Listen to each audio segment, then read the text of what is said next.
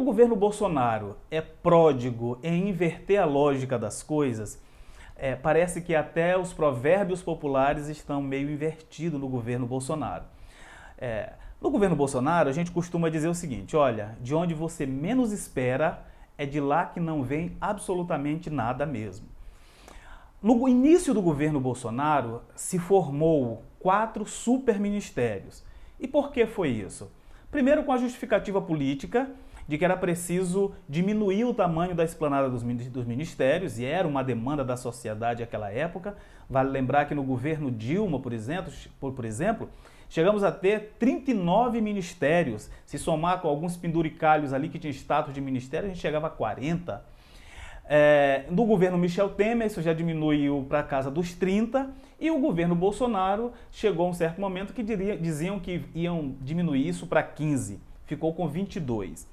Desses 22, 4 ministérios meio que acumulou a maioria dos ministérios que foram, entre aspas, extintos. Então eles foram absorvidos por outros ministérios e virou secretaria especial.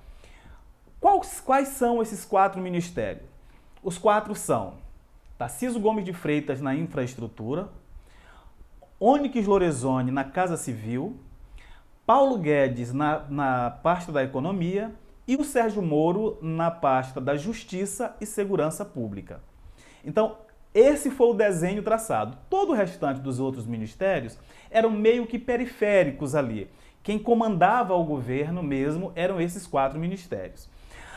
Uma das razões para ter sido feito essa divisão foi que o presidente Jair Bolsonaro elencou 4 dos seus auxiliares mais próximos e que ele julgava mais competentes, para que pudesse apresentar resultados mais práticos. O ministro da Infraestrutura, Tarcísio Gomes de Freitas, por exemplo, todo mundo sabe que é um super craque, o cara tem entregue resultados assim em tempo recorde, deu sequência no plano que vinha, o plano estratégico para a infraestrutura, que já vinha desde o governo Temer. O Paulo Guedes está entregando alguma coisa, bate muita cabeça porque é uma área realmente muito sensível, mas ele acumulou várias outras pastas sob o seu guarda-chuva, também de muita confiança de Bolsonaro. O Sérgio Moro, a gente tem discutido bastante o nome dele aqui no canal, mas ele era uma grife. E naquele momento era muito importante que ele também assumisse um ministério muito forte. E o Onyx Lorenzoni era um amigo, um companheiro de Jair Bolsonaro, desde a época que ele era deputado federal, ali no Baixo Clero. Então era o cara, por exemplo, foi o Onyx que costurou todo o apoio político na Câmara a Jair Bolsonaro na eleição. Teve um determinado momento da eleição em que o Onyx apresentou 100 deputados. Vale lembrar que são 518 deputados na Câmara Federal. Sendo 518, você apresentar 100 deputados de apoio a uma candidatura que era, né, no início ali muito contestada, muito fraca, foi um feito gigantesco. E como resultado ele ganhou essa pasta da Casa Civil. O ministério chamado Casa Civil, ele é um ministério emblemático desde sempre na República Brasileira. Para vocês terem uma ideia, toda vez que alguém assumia, e aí a gente pode reportar desde a época dos militares, até da era Vargas, por exemplo, sempre aquelas pessoas que eram mais próximas do presidente e que demonstravam uma capacidade gerencial muito grande, era colocada ali. A Casa Civil é uma espécie de gerente dos ministérios. Ele faz a coordenação entre todos os ministérios, os programas e o presidente da República. A Casa Civil também ela é responsável por filtrar todo o projeto de lei, todas as medidas provisórias, tudo que tiver que sair do governo, da presidência da República, passa pelo crivo da Casa Civil. Muito bem. Nós chegamos no primeiro ano de governo e a gente percebeu uma coisa. Todos perceberam uma coisa. O ministro Onyx Lorenzoni não conseguia entregar a contento, né, as demandas que lhe eram repassadas ou solicitadas.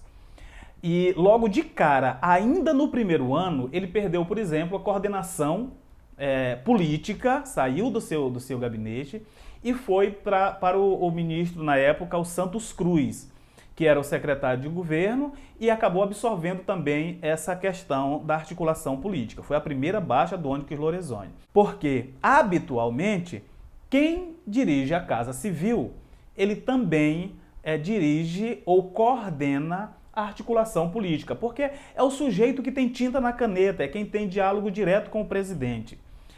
O Onyx deixou escapar essa atribuição tão importante. De lá para cá, ele vem sendo esvaziado,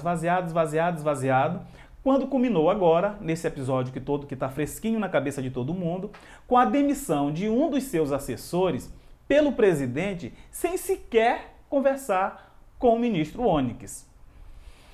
Quando isso aconteceu, é natural que o mundo veio abaixo e todo mundo imaginou, bom, ou o presidente vai demitir o ministro, que ele não houve para demitir os próprios auxiliares, ou o ministro vai pedir demissão, porque é um constrangimento gigantesco. Nenhuma coisa e nem outra. Segundo informações de bastidores, os jornalistas dizem que o presidente estava pronto para demitir o Onyx, que inclusive já tinham pensado de colocá-lo na pasta da educação, onde tem um desastre lá, que é o Abraham Weintraub. Ele iria ser substituído pelo Onyx. O certo é o seguinte, a gente percebe que de lá para cá, cada dia mais o presidente tira mais coisas do Ministério da Casa Civil. Olha, o nome desta função chama Ministro-Chefe da Casa Civil. A grosso modo falando, é como se ele fosse o chefe dos outros ministros, é o coordenador dos outros ministros. E o que acontece agora no último ato do Bolsonaro, ele tira o programa de parcerias que estava sobre o guarda-chuva do Onyx. Ou seja, o Onyx não serve para coordenar a política, ele não serve para fazer ali a gestão do dia a dia do Palácio, ele não serve para coordenar a PPI, que é o programa de parceria público-privado, ele não serve para absolutamente nada. Mas o Onyx consegue descer ainda muito mais baixo nessa relação. Ele se apequena a tal forma, se apega ao cargo. Outras informações de bastidores dão conta, por exemplo, que ele se agarrou com o Davi Alcolumbre, que é o presidente do Senado, ao qual ele, Onyx, ajudou a eleger na eleição do Senado em 2018, aliás, no início de 2019, e ele continua ali sem absolutamente nada para fazer. Hoje eu recebo um print do Twitter em que o ministro Onyx quer mostrar trabalho, de mangas arregaçadas, com uma secretária do lado, fazendo a revisão de alguma coisa ali, e ele diz que está fazendo a correção do plano, da apresentação do plano dos 400 dias do governo Bolsonaro. Aí eu fui dar uma olhada, né? Disse, poxa, então a coisa está mudando, né?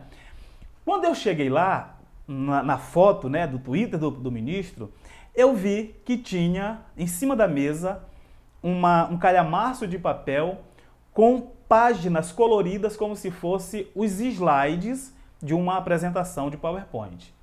Aí eu não podia ficar quieto, deixei lá uma mensagenzinha do Twitter do ministro, porque aquilo ali é um absurdo. O Brasil está pagando uma estrutura gigantesca, mais o salário de 30 e poucos mil reais, para termos um ministro que se tornou apenas um revisor de PowerPoint do Palácio do Planalto. É isso que está acontecendo. E é uma indignidade quando a gente vê a lista de pessoas geniais que passaram pela Casa Civil. Existem alguns que se enrolaram moralmente, né? Como no caso do Zé Disseu, Palocci, e entre outros, até a própria Dilma, que foi ministra-chefe da Casa Civil, mas todos esses tinham uma capacidade de entrega de trabalho, de resolução, embora a política fosse equivocada, não se discute isso agora, mas tinha uma capacidade gerencial muito grande. Quando você pensa em Darcy Ribeiro, que foi ministro da Casa Civil de João Goulart, por exemplo, Evandro Luiz e Silva, Marco Maciel, Clóvis Carvalho, Você teve também Pedro Parente, que no governo Temer foi presidente da Petrobras, pessoas com uma alta capacidade de gestão, de coordenação e principalmente de influenciar os atores políticos e funcionários que estão sob a sua responsabilidade. Em 2020, sob o governo Bolsonaro, infelizmente nós temos Onyx Lorenzoni. A única coisa que tem coerência na permanência do ministro na Casa Civil é que ele é a imagem e semelhança do seu chefe. Um completo incompetente, que não consegue desenvolver absolutamente nada, que passa os dias tentando mitar nas redes sociais e o Brasil cada dia afundando mais. Gente, é muito importante a gente ter a noção do cargo e o quanto isso influencia na vida das pessoas. E, infelizmente, o Brasil está recheado desse tipo de gente. O bolsonarismo, eu espero que tenha vindo para não ficar e para ser esquecido. Muito obrigado, fiquem com Deus e até a próxima.